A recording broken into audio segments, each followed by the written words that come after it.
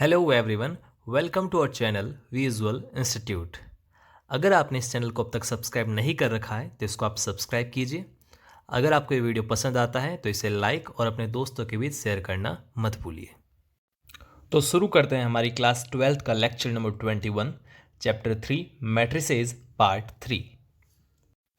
सबसे पहले हम डिस्कस करेंगे पिछली क्लास में दिए गए होमवर्क का। तो पिछली क्लास के अंदर मैंने आपको एक क्वेश्चन दिया था होमवर्क में, आपको दो मैट्रिक्स दी थी, उन दोनों का प्रोडक्ट आपको निकालना था। मैट्रिक्स ए थी हमारे पास 1 2 0 1 0 4 और मैट्रिक्स बी थी हमारे पास 1 0 2 -1 एंड 0 -2।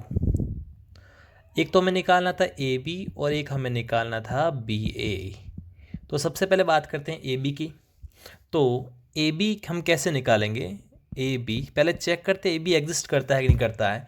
तो ए जो मैट्रिक्स है उसकी डायमेंशन है 2/3 और बी जो मैट्रिक्स है उसकी डायमेंशन है 3/2। तो यहाँ पे आप देख पा रहे हैं कि ये दोनों क्या है, इक्वल है। पहली मैट्रिक्स के कॉलम्स और दूसरी मैट्रिक्स के रो के नंबर सेम सेम है, तो यहाँ पे मैट्रिक्स प्रोडक्ट पॉसिबल होगा और जो रिजल्ट हमें मिलेगा वो कैसे मिलेगा, 2/2 का। तो ए मैट्रिक्स लिखता हूँ मैं यहाँ पे 1 2 0 1 0 4 और मैट्रिक्स में बी यहाँ पर लिखता हूँ 1 0 2 -1 0 -2। अब इनका हम करते हैं प्रोडक्ट। तो मैंने आपको बताया था जैसे 2/2 की हमें मिलने वाली, तो हमने पहले यहाँ पे 2/2 के लिए मैट्रिक्स बना दी। अब हम क्या करेंगे, पहली मैट्रिक्स से तो लेंगे रो और दूसरे मैट्रिक्स से लेंगे कॉलम। तो यहाँ पर एलिमेंट आता है A11, तो 1 मतलब पहली मैट्रिक्स की पहली रो और अगला 1 मतलब दूसरे मैट्रिक्स का पहला कॉलम। तो पहली रो ये रही, ये हमारे पास पहली रो है और पहला कॉलम ये रहा। तो मल्टीप्लाई कराते और ऐड करते हैं, 1 × 1 हुआ 1 प्लस 2 × 2 हुआ 4 प्लस 0 × 0 0। फिर 1 2 मतलब पहली लाइन दूसरा कॉलम, तो 1 × 0 0 प्लस 2 × -1 यानी कि माइनस का 2 और 0 × -2 यानी कि 0। ऐसे ही यहाँ पे आता 2 1 यानी कि सेकेंड रो पहला कॉलम, तो सेकेंड रो ये रही और पहला कॉलम ये रहा। तो 1 × 1 1 प्लस 2 × 0 0 प्लस 4 × 0 0। फिर सेकेंड लाइन सेकेंड कॉलम यानी कि 1 × 0 0 प्लस 0 × -1 0 एंड 4 × -2 हो गया माइनस का 8। तो हमारे पास क्या आंसर आ गया, 1 + 2 + 0 यानी कि 3, 0 - 2 + 0 यानी कि -2, 1 + 0 + 0 यानी कि 1 और 0 + 0 -8 यानी कि -8। तो ये हुआ हमारा आंसर। तो हमने निकाल दी ए बी। हम ऐसे अब निकालते हैं बी ए। तो बी ए निकालने के लिए हम वापस वही प्रोसेस चेक करते हैं बी ए एग्जिस्ट करता है कि नहीं करता है। तो बी की डायमेंशन क्या है, 3/2, हमने यहाँ पे लिख दी 3/2 और ए की डायमेंशन क्या है, 2/3।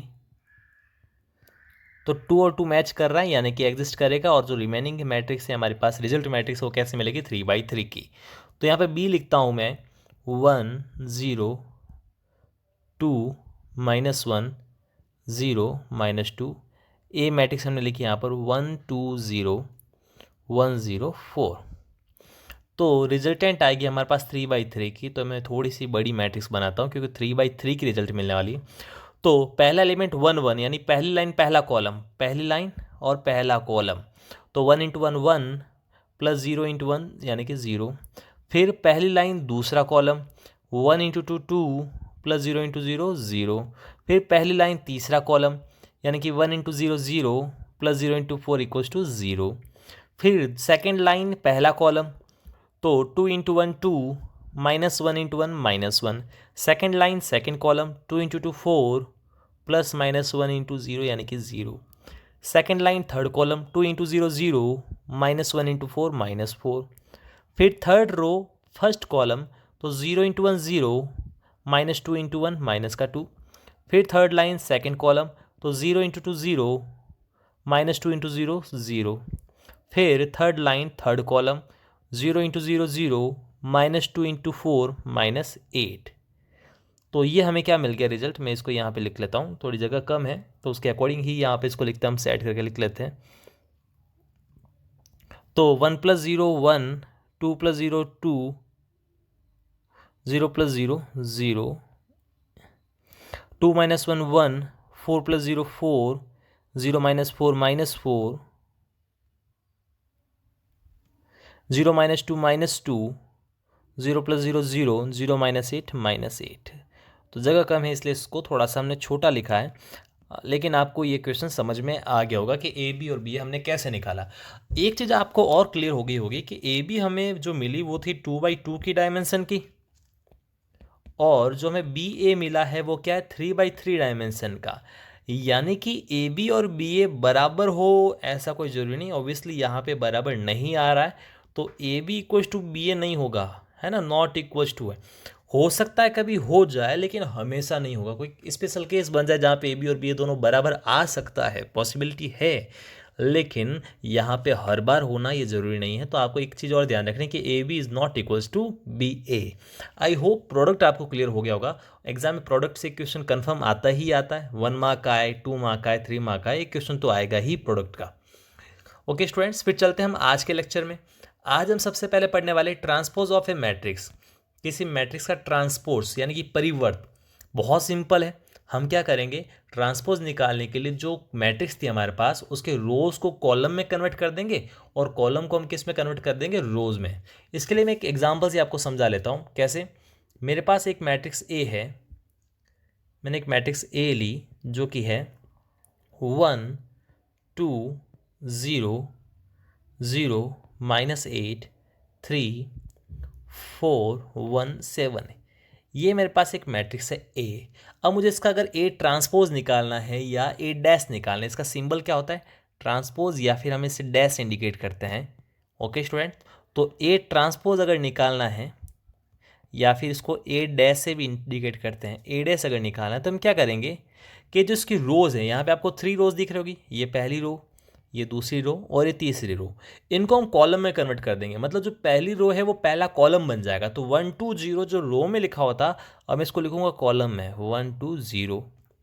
फिर ये जो सेकेंड कॉलम है, सॉरी जो सेकेंड रो है उसको मैं सेकेंड कॉलम लिखूंगा, यानी कि 0 -8 3। फिर जो ये थर्ड रो है उसको मैं थर्ड कॉलम लिखूंगा, यानी कि 4 1 7। ओके स्टूडेंट्स, आई होप आपको समझ में आया होगा।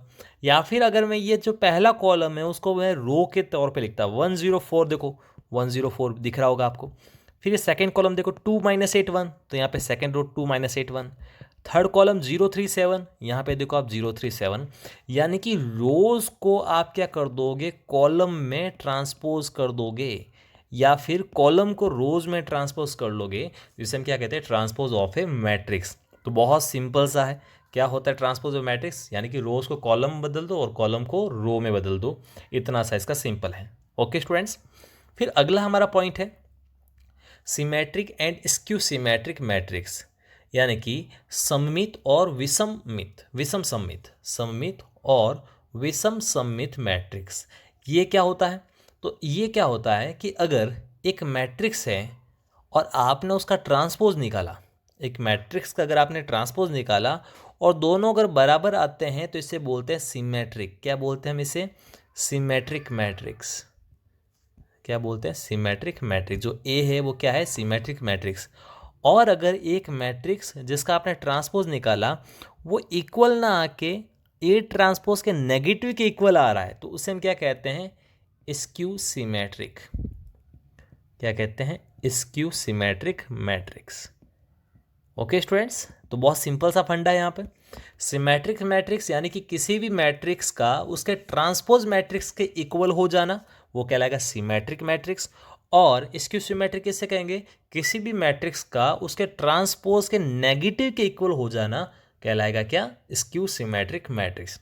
तो आई होप ये थियोरेटिकल पॉइंट आपको समझ में आ गया होगा। ये भी इंपॉर्टेंट है, एक बार बोर्ड में क्वेश्चन आ चुका है 3 मार्क्स का, इससे बहुत सिंपल से क्वेश्चन आते हैं, न्यूमेरिकल ही आते हैं। ये अच्छी बात है मैथमेटिक्स की कि क्वेश्चन जो है न्यूमेरिकल आएगा आपके बोर्ड एग्जाम्स में। थियोरेटिकल क्वेश्चंस लास्ट 7-8 साल से कोई भी क्वेश्चन नहीं पूछा है।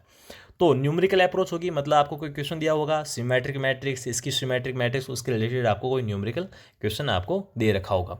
फिर हम करते हैं कुछ 2 इंपॉर्टेंट पॉइंट की बात। इंपॉर्टेंट पॉइंट जो है पहला है हमारे पास, फॉर एनी स्क्वायर मैट्रिक्स, किसी भी एक square matrix A with real number series, उसके अंदर सारे रियल नंबर होने चाहिए, A plus A dash is a symmetric matrix.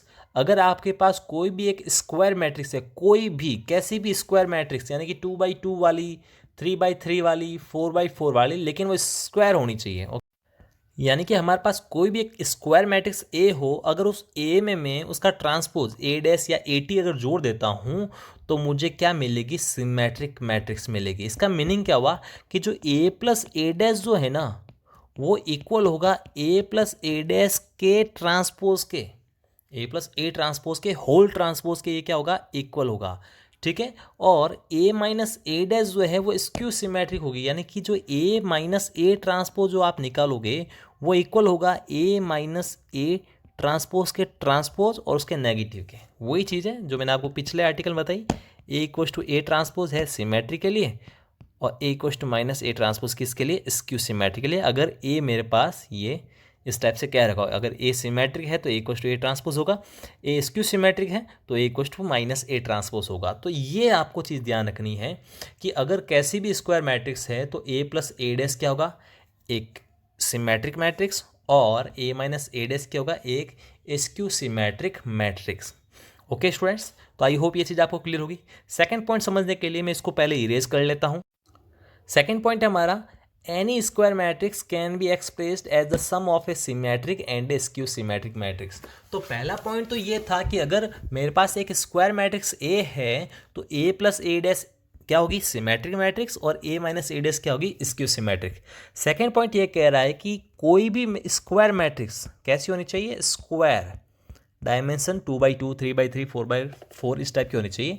तो कैसी भी स्क्वायर मैट्रिक्स को मैं सिमेट्रिक और स्क्यू सिमेट्रिक के एडिशन के सम के फॉर्म में लिख सकता हूँ। देखना कैसे, अगर ए स्क्वायर मैट्रिक्स है तो हमें मालूम है कि ए प्लस ए डैश क्या होगी, सिमेट्रिक, और ए माइनस ए डैश क्या होगी, स्क्यू सिमेट्रिक।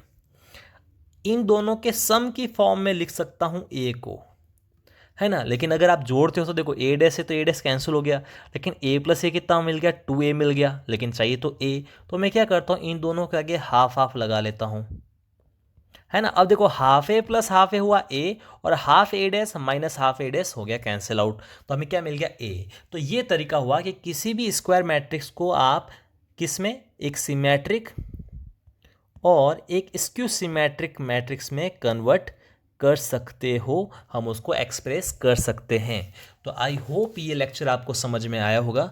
अगली क्लास में हम कुछ न्यूमेरिकल क्वेश्चंस करेंगे मैट्रिक्स चैप्टर से रिलेटेड। अगर आपको ये वीडियो पसंद आया है तो इसे लाइक कीजिए, आप अपने साथियों के बीच, स्टूडेंट्स के बीच इस वीडियो को शेयर कीजिए, और अगर आपने इस चैनल को अब तक सब्सक्राइब नहीं कर रखा है तो प्लीज़ इस चैनल को आप सब्सक्राइब कर लीजिए। Thank you.